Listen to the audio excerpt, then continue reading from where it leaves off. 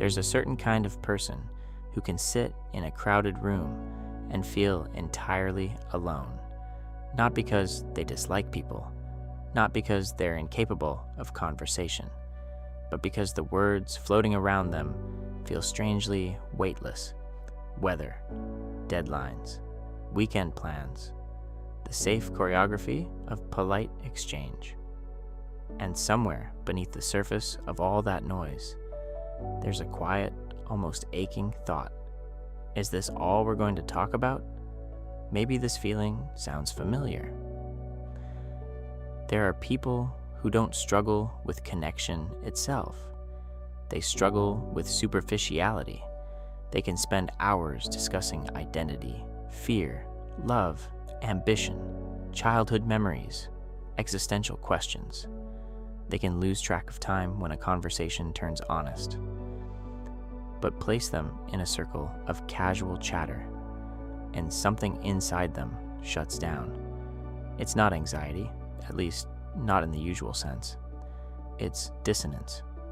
Small talk often feels like participating in a ritual that never quite reaches what matters. Smiles are exchanged. Questions are asked. Answers are given. But everything stays carefully above the surface. For some individuals, that surface feels suffocating. Psychologically, some individuals are meaning-oriented rather than stimulation-oriented. For them, conversation isn't simply social lubrication. It's a gateway to understanding another person's inner world. Their nervous systems respond not to novelty alone, but to authenticity. When someone shares something vulnerable, even something small but honest, there's a visible shift. Attention sharpens, presence deepens. The interaction becomes alive. Without that layer, words can feel hollow. These individuals often possess a heightened sensitivity to authenticity. They detect when someone is speaking from obligation rather than interest. They sense when laughter is reflexive instead of genuine. They feel when a question is asked simply to fill silence. This awareness isn't something they consciously chose.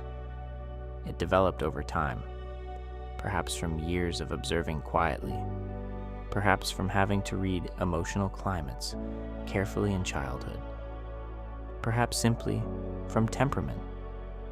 Once that sensitivity exists, it becomes difficult to ignore.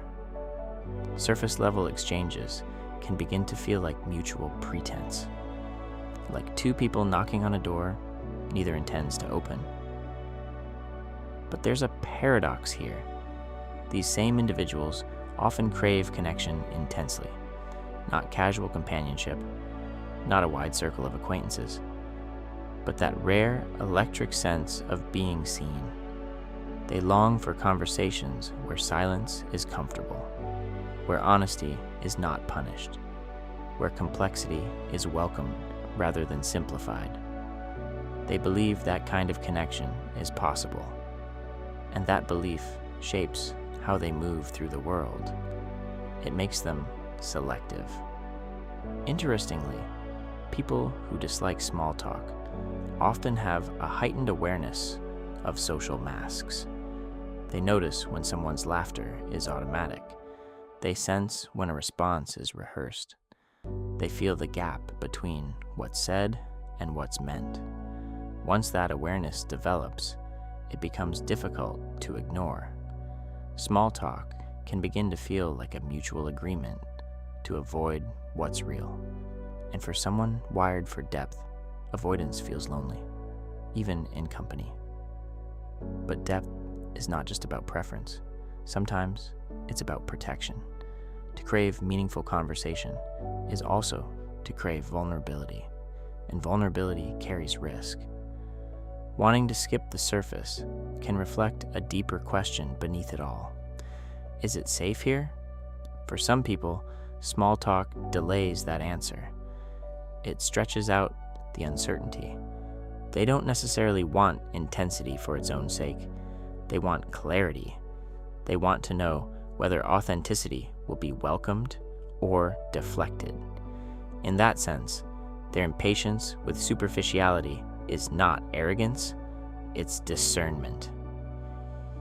Think about how certain conversations unfold late at night. The setting becomes quieter. The roles people play during the day loosen. Someone admits confusion. Someone else shares regret. The atmosphere shifts. There's a feeling, subtle but unmistakable, that something real has entered the room. For meaning-oriented individuals, that shift is nourishment. It feels like exhaling after holding one's breath. There's also the matter of the inner world.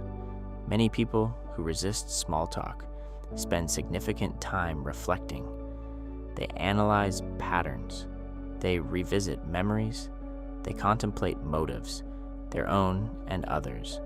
Their internal landscape is layered. So, when external conversations remain at the level of logistics and pleasantries, there's a sense of mismatch. It's not that everyday topics are worthless.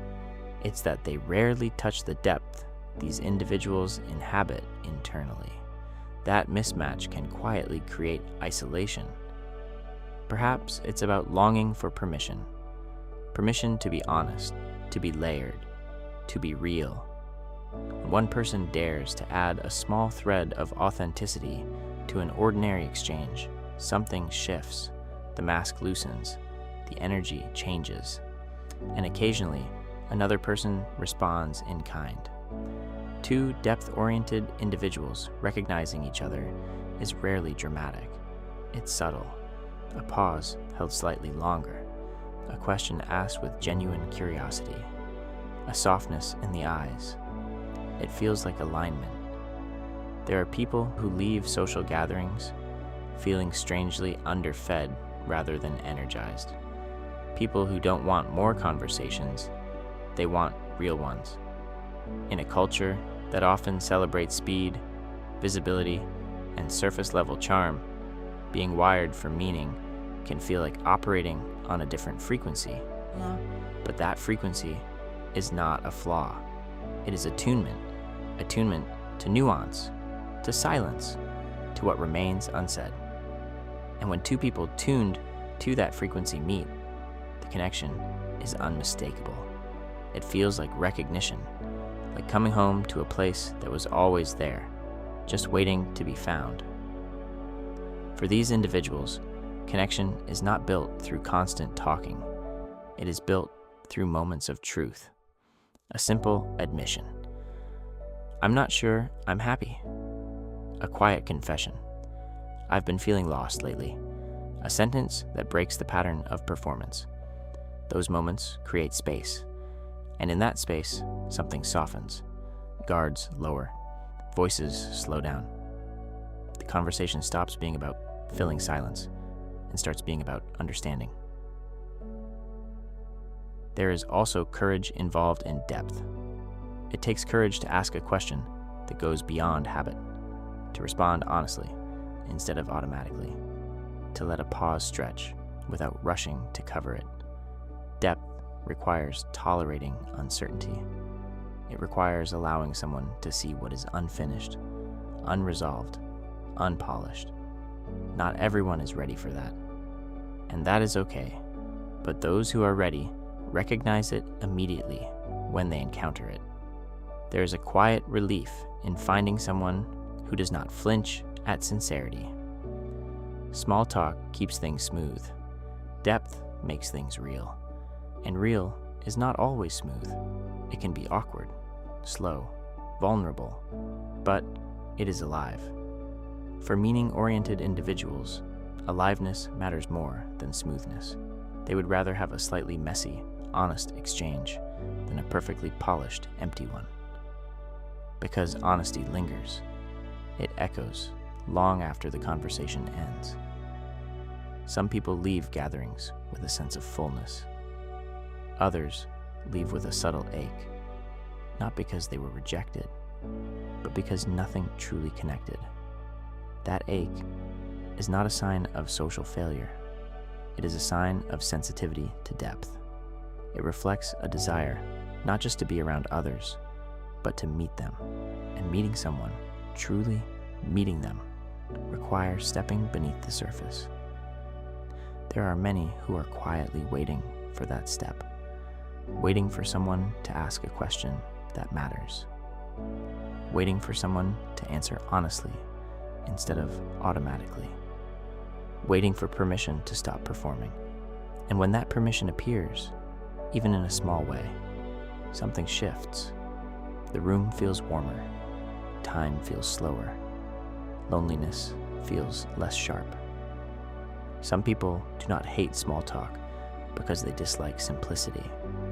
They struggle with it because they sense what is possible beyond it. They sense that beneath the safe choreography of polite exchange lies something deeper, richer, more human. And they are drawn to that depth the way others are drawn to lightness. It is simply how they are wired. Not broken, not difficult, just attuned. And when they finally find conversations that match the depth of their inner world, the relief is quiet but profound. It feels like finally speaking in a language that was always theirs, and finally being understood.